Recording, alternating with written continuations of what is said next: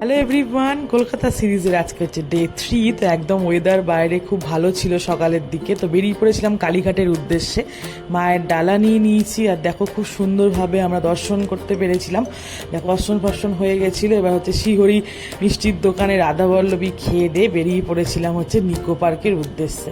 তো দেখো নিকো পার্কে পার হেড 500 টাকা করে টিকিট নিয়েছে, বাট অনেক কিছু রাইড দেখো ফ্রি দিয়েছে। এগুলো সব কিন্তু ওই 500 টাকার মধ্যেই পার হেডে ছিল। এগুলো তো আমরা সমস্ত রাইডগুলো করে তারপরে এখানে যেটা মেন অ্যাট্রাকশন সেটা হচ্ছে রিভার কেপসটা, যেটা হচ্ছে খুবই ভালো একদম। তো এখানে কিন্তু কোনো ফ্রি নেই, 100 টাকা করে টিকিট নিয়ে ঢুকতে হবে, কিন্তু পয়সা ওসুল একদম ঢুকে পড়ে।